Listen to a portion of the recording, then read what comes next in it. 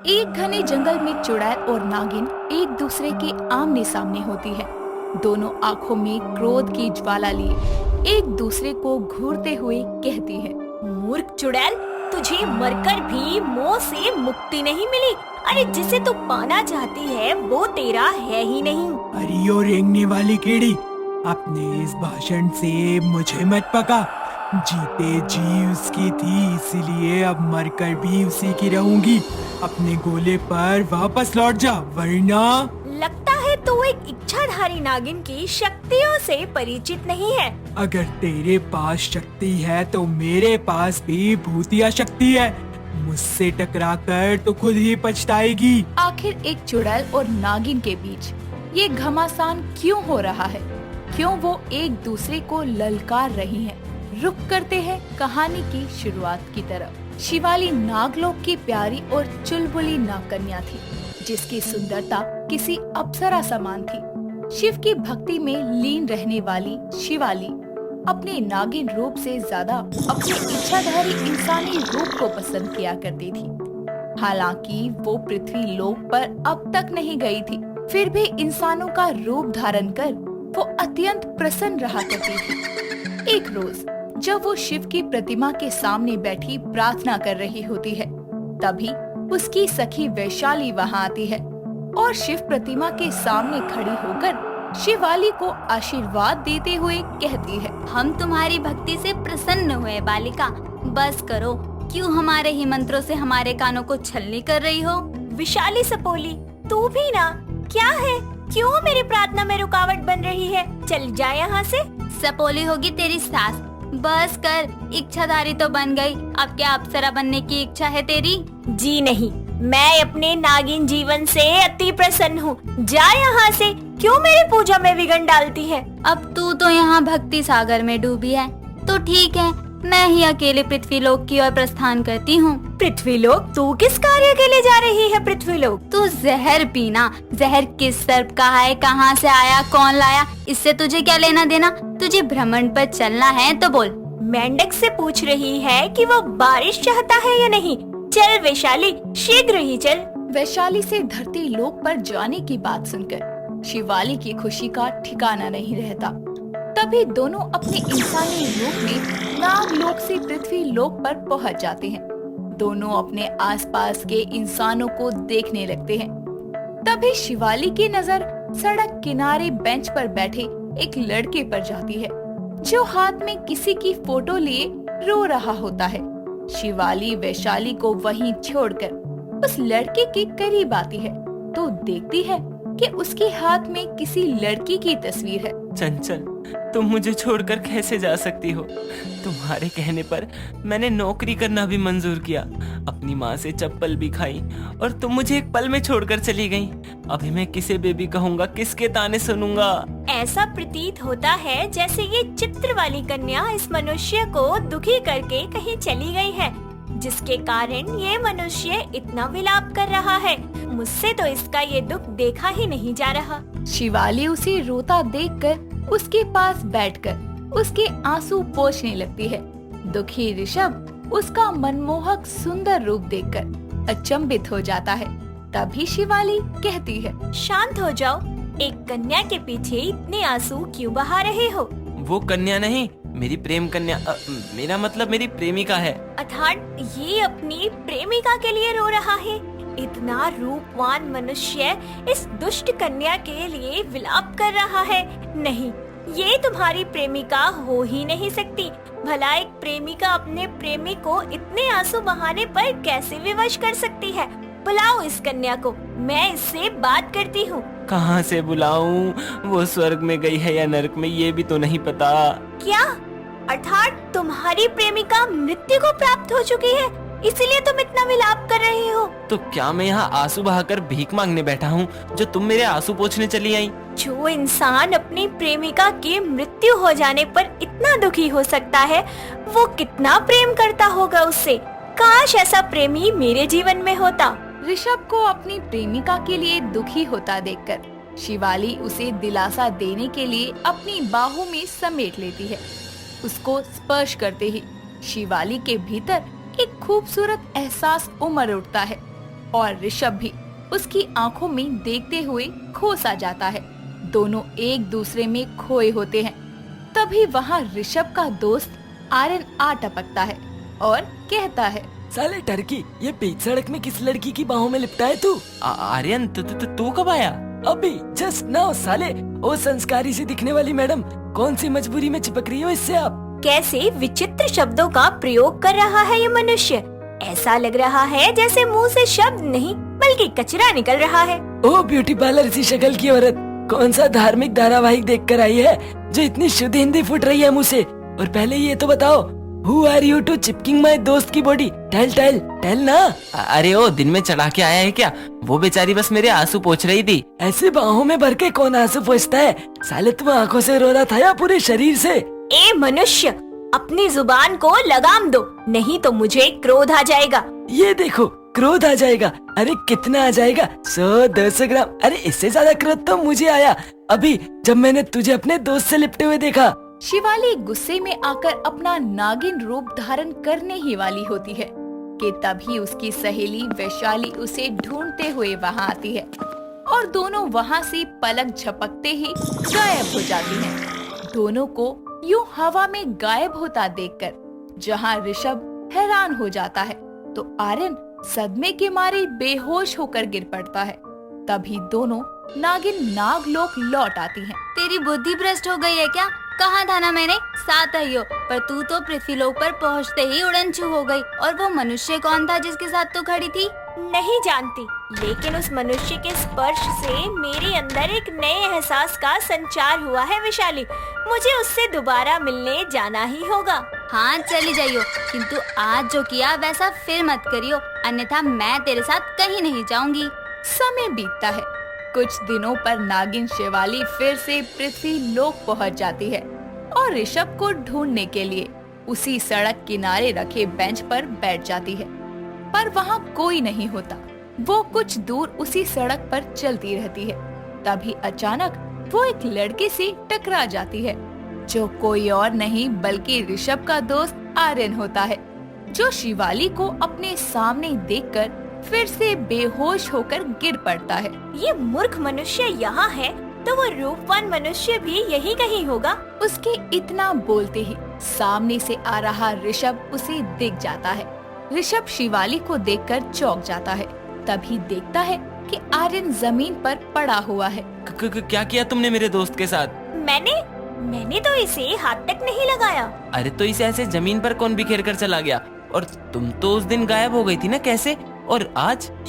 मैं यहाँ तुम्हारे प्रश्नों का उत्तर देने ही आई हूँ। इतना कहकर शिवाली उसकी आंखों में देखने लगती है। तभी दोनों की बातें होती हैं और शिवाली उसे एक दिन अचानक गायब होने के बारे में झूठी कहानी बताती है और उससे दोबारा मिलने का वादा करके वहाँ से चली जाती है। समय बीतता है। ऐसे ही वो ऋषभ से मिलने पृथ्वी लोक आती रहती थी। अपने प्यार के छोड़ जाने से दुखी ऋषभ को भी उससे मिलकर अच्छा महसूस होने लगा था। दोनों के बीच नजदीकियां बढ़ने लगती है।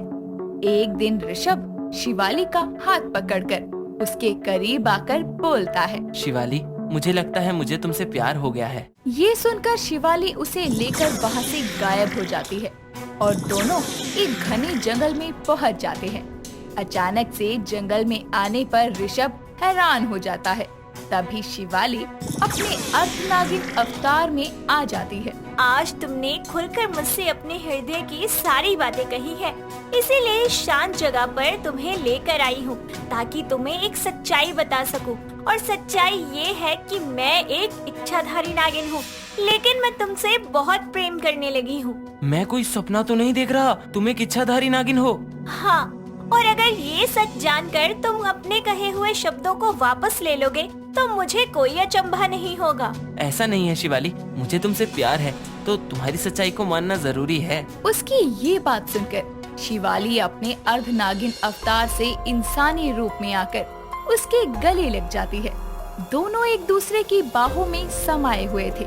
तभी कुछ दूरी पर एक भयानक साया प्रकट होता है जो अपनी डरावनी आवाज में कहता है, जिसके लिए मैं वापस लौटी हूँ वो किसी और की बाहों में लिपटा हुआ है। आखिर ये भयानक साए वाली औरत कौन है और वो किसके लिए वापस लौटी है? क्या वो ऋषभ की बात कर रही है? ये जानेंगे कहानी के अगले भाग में। नागलोक के नाग नागिनों के अचानक अदृश्य होने की विचित्र घटनाओं के कारण सभी नाग नागिन नागरानी शिवी के पास आकर कहते हैं, नागलोक की नागरानी को हम सभी का प्रणाम। क्या बात है मित्रों, तुम सब इतने चिंतित और भयभीत क्यों प्रतीत हो रहे हो? नागरानी, पिछले कुछ दिनों में नागलोक में जो कुछ भी हुआ है उससे हम सभी नाग नागिन भली भांति अवगत हैं। आप तो देख ही रही हैं कि हमारे कितने साथी अचानक नागलोक से अदृश्य हो चुके हैं और हम इच्छाधारी नाग नागिन उन्हें अब तक नहीं खोज पाए। ना जाने हमारे नागलोक पर किस शत्रु की बुरी दृष्टि पड़ गई है। हम सभी नाग नागिनों का अस्तित्व खतरे में है।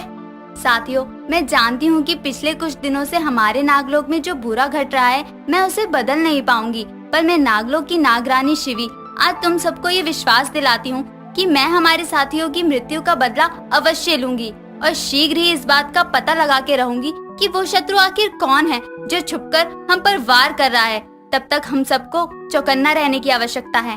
हम सभी की आशाएं आपसे ही जुड़ी हैं नागरानी। हाँ नागरानी, हम सभी को आप पर पूर्ण विश्वास है कि आप नागलोक पर आए इस संकट का तोड़ भी जरूर ढूंढ ही लेंगी। शिवी नागिन सभी को विश्वास तो दिला देती है, लेकिन वो खुद चिंता में डूबी हुई होती है। सोच में डूबी हुई शिवी नागिन को इस बात का भी पता नहीं चलता कि कब रात हुई। तभी अचानक उसके कानों में बीन की धुन सुनाई पड़ती है, जिस कारण शिवी नागिन अपनी सुध बुध खोकर अर्ध नागिन अवतार में बीन की धुन पर मदहोश होकर उसकी ओर खींची चली जाती है, जहां वो बौखलाई हुई कहती है, क्यों बुलाया है मुझे यहाँ? मैं कहती हूँ बंद करो इस बीन की धुन को, वरना तेरी खैर नहीं सपेरे। एक नागिन का डसा पानी भी नहीं मांगता।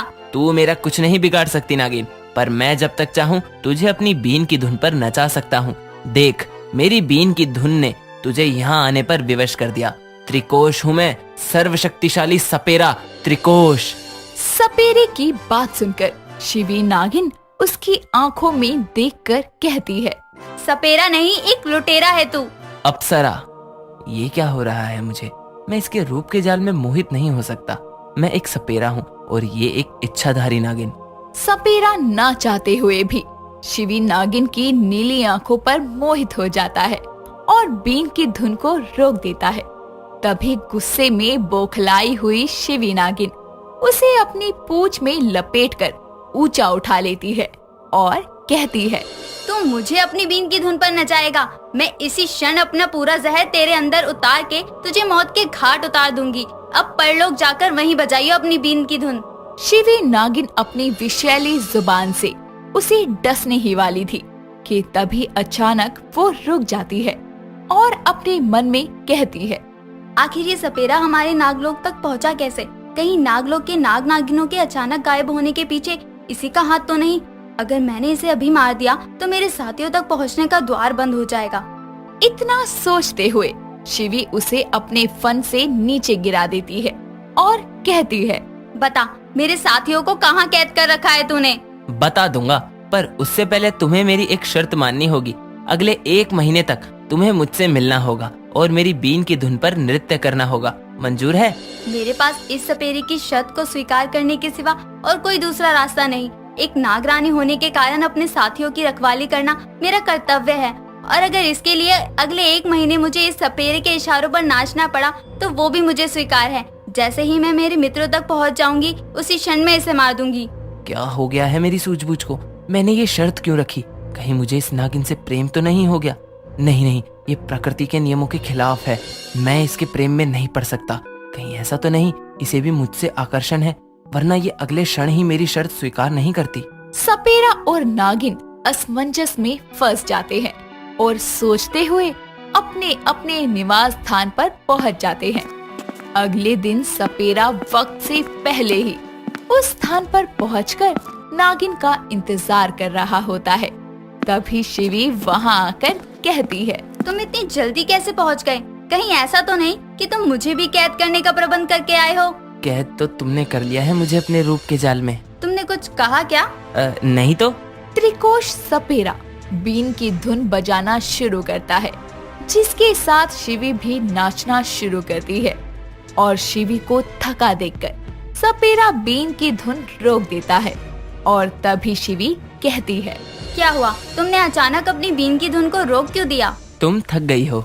तुम्हें मुझसे हमदर्दी जताने की जरूरत नहीं, इससे हमारे बीच की ये बरसों पुरानी दुश्मनी खत्म नहीं होने वाली। दुश्मनी निभाने के लिए भी जीवित रहना तो आवश्यक है। ये लो, पी लो। क्या पता तुमने इसमें कुछ मिलाया हो। मैं तुम्हारी तरह नागिन नहीं जो जहर मिला कर दूंगा। तुम मेरे जीने की वजह हो, भला मैं तुम्हें क्यों हानि पहुंचाऊंगा? सपेरे की ये बात शिवी के दिल में बस जाती है, जिसके बाद दोनों की नजरें आपस में टकरा जाती है और गुजरते वक्त के साथ शिवी नागिन भी सपेरे की ओर मोहित होने लगती है, जिस कारण शिवी नागिन उठते बैठते जागते सोते सपेरे के ख्यालों में ही डूबी रहती। और एक दिन शिवी कहती है, ये क्या होता जा रहा है मुझे? मैं हर क्षण उस सपेरे के बारे में ही क्यों सोच रही हूँ, जबकि मैं ये अच्छी तरह जानती हूँ कि वो जन्मों जन्मों से हम नाग नागिनों का दुश्मन है। मेरा और उसका मेल होना नामुमकिन है। बस ये कुछ दिनों की बात है। शिवी साज श्रृंगार करके एक बार फिर सपेरे के पास पहुंचती है, जहां उसे सपेरा एकटक देखने लगता है। ये देखकर शिवी कहती है, तुम मुझे ऐसे घूर घूर कर क्यों देख रहे हो? आज कुछ अधूरा है। इतना बोलते हुए सपेरा सामने लगे कुछ फूलों को तोड़कर उससे सुंदर सी माला पिरोकर शिवी के गले में पहनाते हुए कहता है, जो अधूरा था वो पूरा हो गया। शिवी सपेरे को एकटक निहारने लगती है। तभी अचानक एक बिच्छू त्रिकोश को डंक मारकर वहाँ से चला जाता है। त्रिकोश शिवी की बाहों में गिर जाता है। उसकी बिगड़ती हालत को देखकर शिवी बिलख कर रोते हुए कहती है, नहीं नहीं, तुम मुझे यूं अधूरा छोड़कर नहीं जा सकते त्रिकोश। उठो, मैं तुम्हें कुछ नहीं होने दूंगी। शिवी सपेरे की बिगड़ती दुर्दशा को देखकर उसे अपनी बाहों में भरते हुए अपनी जुबान से उसका सारा जहर उतारती है, जिसके बाद थोड़ी देर में सपेरे को होश आने लगता है और वो उसके माथे को चूमते हुए कहती है, शुक्र है भोलेनाथ का, एक पल को तो लगा कि जैसे मैं तुम्हें खो ही दूंगी। सपेरे को खो देने के डर से शिवी के मुंह से प्यार का इजहार हो ही जाता है, जिसे सुनकर सपेरा कहता है, मैं तो सिर्फ मूर्छित था। वो बिच्छू मेरा ही माया जाल था। उसके डंक का मुझ पर कोई असर नहीं हुआ था। मैं बस तुम्हारे दिल की बात तुम्हारी जुबान पर लाना चाहता था। मुझे क्षमा कर दो। हाँ, ये सत्य है कि मुझे एक सपेरे से प्रेम हो गया है। मैं तुम्हारे बगैर नहीं जी सकती, क्योंकि मुझे तुम्हारी आदत हो गई है। जागते सोते मुझे तुम्हारा ही अक्ष दिखाई देता है। पर तुम जानती हो ना कि एक नागिन और सपेरे के मिलन का क्या अंजाम होगा। अब अंजाम जो भी हो, मैं तुमसे अलग होकर जीवित नहीं रह सकती। इतना कहकर दोनों एक दूसरे के गले लग जाते हैं। तभी नागलोक के नाग नागिन उस स्थान पर आकर उन्हें एक साथ देख लेते हैं और उनमें से सारंगी बोलती है, अच्छा, तो आप भी इस सपेरे से मिली हुई है नागरानी। देख लो मित्रों, जिसे हम नाग नागिन ने अपना रक्षक समझा, वो एक भक्षक निकली। हाँ, तुम सही कह रही हो सारंगी। नाग रानी इस सपेरे के साथ मिलकर हमारे नाग नागिन साथियों को मार रही थी। ये नागलों के सिंहासन के योग्य नहीं। हमने इन पर नेत्र बंद करके भरोसा किया। तुम सभी मुझे गलत समझ रहे हो। अगर हम सभी का आरोप गलत है नागरानी, तो आप इस सपेरे के साथ क्या कर रही हैं? आप इस बात से अवगत नहीं है क्या कि ये हमारा सर्व प्राचीन दुश्मन है? स्मरण है, पर मैं अपने हृदय के हाथों विवश हूँ। मैं त्रिकोश से प्रेम करती हूँ। नागरानी, आप अपने होशो हवास में तो हैं। जानती हैं एक नागिन और एक सपेरे का प्रेम क्या अंजाम ला सकता है? आपकी इच्छाधारी नागिन होने की संपूर्ण शक्तियाँ समाप्त हो जाएंगी और आपको नागरानी के पद से और नाग योनि से सदा सर्वदा के लिए निष्कासित किया जा सकता है। मुझे इस बात का स्मरण है और आज इसी क्षण मैं अपने नाग सिंहासन और इस नागलोक का त्याग करती हूँ, क्योंकि मैं त्रिकोश से सच्चे हृदय से प्यार करती हूँ और आगे का संपूर्ण जीवन इसी के साथ व्यतीत करना चाहती हूँ। ये तुम क्या कह रही हो शिवी? मेरे कारण तुम्हारा पद, तुम्हारी शक्तियाँ सदा के लिए समाप्त हो जाएंगी। एक बार फिर सोच लो। मेरे प्रेम पर संकोच मत करो। चलो त्रिकोश, हम अपनी एक नई दुनिया बसाएंगे। साथियों, मैं जा रही हूँ। थोड़ी देर बाद तुम्हारे बाकी साथी तुम्हें यहीं मिलेंगे। अलविदा। सपेरा नागलोक के तमाम नाग नागिनों को कब्जे से रिहा कर देता है और पछताते हुए कहता है, तुमने मेरे लिए इतना बड़ा त्याग किया। संपूर्ण फसाद की जड़ ये बीन है। आज मैं इसे ही चकनाचूर कर दूंगा। सपेरा अपने बीन को चकनाचूर कर देता है, जिसे देखकर शिवी कहती है, ये क्या किया तुमने? बीन क्यों तोड़ दी? तुम मेरे लिए अपनी नागिन शक्तियाँ, अपना पद, सब कुछ छोड़ सकती हो, तो इसीलिए आज अभी इसी वक्त से मैं अपने सपेरे के जीवन का त्याग करता हूँ। दुनिया के लिए इस सपेरे और नागिन का प्रेमी जोड़ा और हमारा प्यार सदा के लिए मिसाल बनेगा।